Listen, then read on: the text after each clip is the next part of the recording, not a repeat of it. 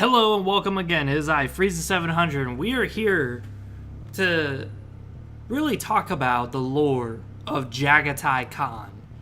I actually like this Primarch a lot. Now, a lot of people would find this a weird choice. My one friend in particular wanted me to do Vulcan first, but I really just am against that idea of starting with any other Primarch.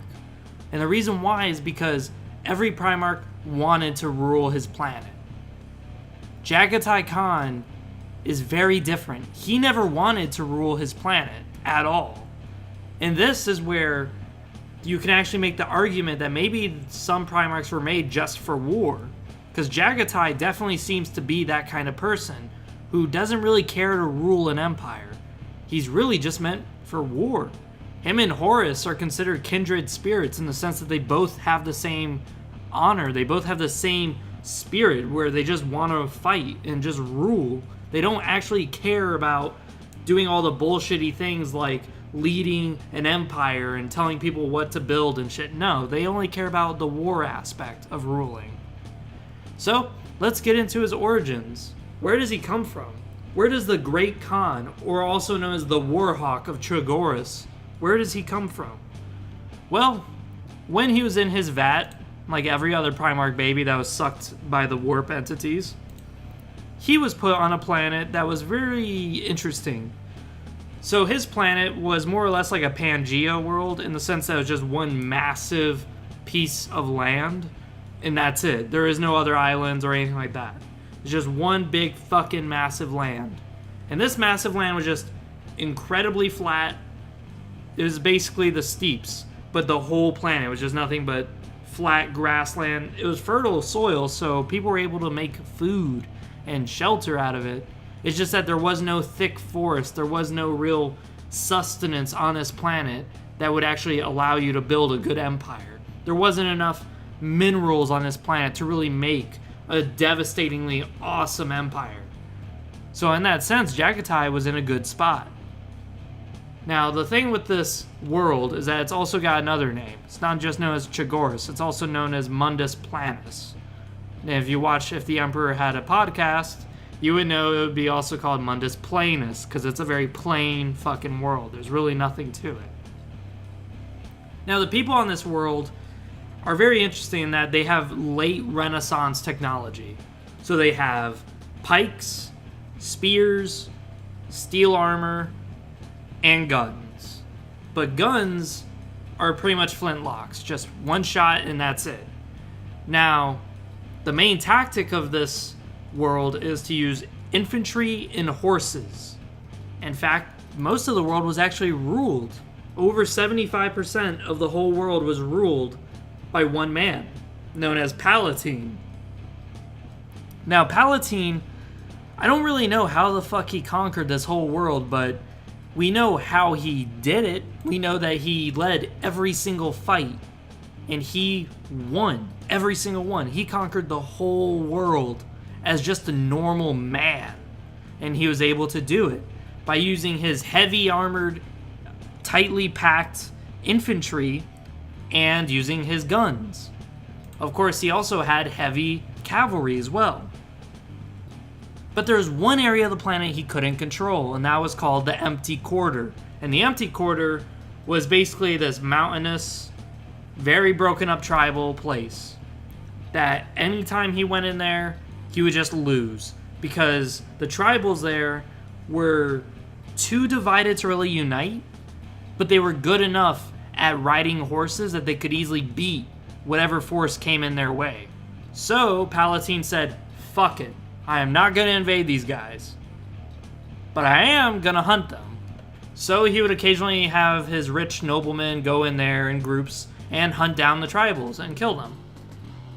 The Empty Quarter is where Jaghatai Khan was born and raised. So, after pawning upon Mundus Planus, he was in the Empty Quarter. And in this Empty Quarter, he was found by a tribals, the Talaskans. And the Talaskans are really nothing different from all the other tribes. They're all the same. There is no tribe that's different from the other. But this leader, known as Ong Khan, Khan being his last name isn't actually his last name.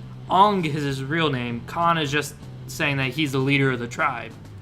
He took up Jaghatai as a baby and raised him as a son. And the reason why they took the Primarch in, despite, food shortages and all that other bullshit, is that they said that he had a fire in his eyes, which is a sign of a great warrior. Now, a lot of other tribes hated Jaghatai because Jaghatai and his father, Ong Khan, had a much grander vision.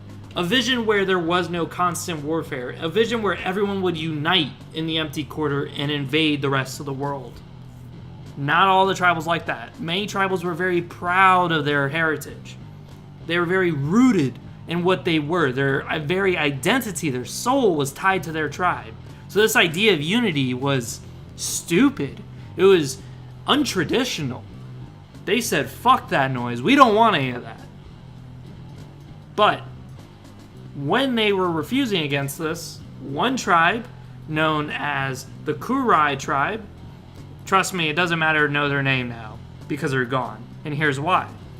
They said, not only fuck that noise, we are gonna go by our traditions, they took it one step further, and while Jaghatai was a young boy, he's still a superhuman, he's still a demigod, so even though he's young and he's a boy, trust me, he could still kill many, many men, barehanded.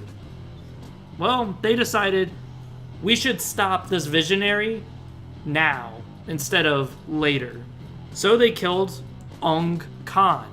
This was a big fuck up. This was such a fuck up on a massive scale.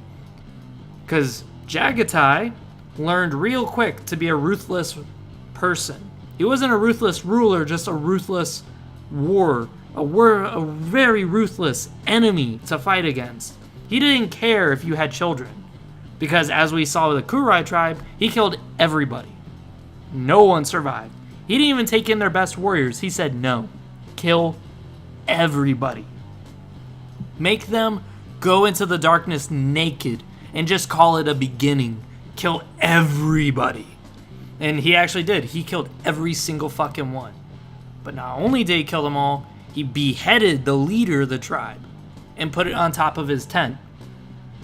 This is where we really see Jaghatai as who he would be for the rest of his life. He had a strict code of honor, fierce about honor too, devoutly loyal. Anyone who's a traitor, you're on his shit list. He doesn't care who you betrayed. You could have betrayed his enemy and he doesn't like you. And ruthlessness. In this sense, he's kind of like a mixture of all of the best Asians we have ever seen in military history. Sun Tzu, Genghis Khan. I think Attila the Hun's considered Asian. But if he's not, just bear with me, we're throwing him in this mix. And from there on, he swore to end the fighting and unite all the people of the steppes and bring, really, an end to the practice of tribe versus tribe, brother versus brother. And this was a grand vision. This was a great start for him. He fought hundreds of battles and defeated many tribes. But not only did he defeat tribes, he defeated hunting packs that were sent by Palatine to hunt the tribals. Now, Palatine didn't really care. He kind of expected this, because after all, it wasn't uncommon to see a hunting pack get annihilated. But what he didn't know was what was going on in the Empty Quarter. Because mind you, he doesn't care what happens there. He's got the whole world. He doesn't give a fuck. And he's untouched. But the Talaskars formed the Talaskar Confederacy. And Jaghatai made some interesting reforms upon the tribes. He said it is now mandatory for all of them, all tribes, to serve in the military. But he would split you up. Oh, you're part of fuck tribe? Yeah, you're gonna go work with spit tribe and shit tribe. And all of you are gonna work together in one big group. And you may be sitting there going, well, I don't know these people. How am I supposed to work with them? That's the point. Jaghatai was breaking down this tribal tension. And in doing so, he actually removed it. Tribal differences didn't matter anymore. long-standing feuds were gone. Now his loyalty was devoted to the Jaghatai Khan, because now he didn't have a tribe identity to be loyal to. Now, if you're an officer, you earned it through merit and ability. If you were one of Khan's generals, you were the best at fighting, you're best at strategy, and you had the ability to execute it. This is what really tied all of his troops together. And this is something the tribals have never been exposed to. And with this, well, 10 years later, so 10 years after arriving at his world, so he's 10 years old, and he's already owned pretty much all the empty quarter. But while the Primarch was traveling on a mountain, an avalanche pushed him and a bunch of soldiers down the mountain. This killed all the soldiers. But Jaghatai survived. Now, Jaghatai was separated from his tribe, but there was someone that he was put next to. Someone that would definitely change the tide of his fate. Palatine's son was a part of a hunting expedition into the empty quarter. Nothing new, you know? They've always hunted the tribals for a long time. And since he's the son of the emperor, he's got better guards than everyone else. Well, that was about to go down south. Jaghatai Khan, about to be hunted by these people, said, "Fuck this noise," and killed Palatine's son, beheading him and putting his head on a horse and sending it to Palatine with a note saying that the people of the steppes were no longer his toys. This pissed off the Palatine, and with it he gathered a massive army, the biggest armies ever mustered, and marched west to wipe this Taliscan Confederacy from the face of the fucking planet. And although the Khan was outmatched, there was no way he could stand against guns, heavy armored horses, tightly packed infantry. Somehow, he did. By using his really well-known knowledge of the terrain, like Sun Tzu, and by using his really fast, rapid deployment horses, like Attila the Hun, and using his archers to rain arrows upon the guns like Genghis Khan, he was able to overpower this force and wipe them out. Now, Palatine survived, because once his men started falling, he said, "Fuck this shit, I'm out." And he hauled ass back to his capital and just stayed there. And 10 years later, Khan took out his whole empire. Finally, he was at the capital of Palatine. His quest was almost done. He was almost done in getting his quest over with. Finally, uniting this world, uniting humanity under one single banner. The problem is that the Khan didn't care to rule. He didn't care. And it's really obvious when you see the way his people were. They were still the same tribals. Yeah, they didn't have that racial tension anymore, but they didn't really do anything. They were still roaming around in tents. No longer living in cities like they used to be, but now on tents. And finally, the Khan was at his last city, and he shouted to the populace, "Surrender the head of your emperor, or we will destroy your city, like we destroyed many others." And just like every other city before him, they surrendered.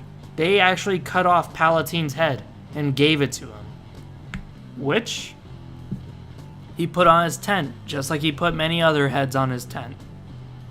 And it's 6 months after his 20 years of living, 6 months after he won and just conquered the whole world, the emperor came. And with this, the emperor talked to him and said, "I have the same vision as you. Unite humanity." And Jaghatai was so captivated by his vision and truly believed in it that he got down on one knee in front of all of his generals and pledged his loyalty to the emperor.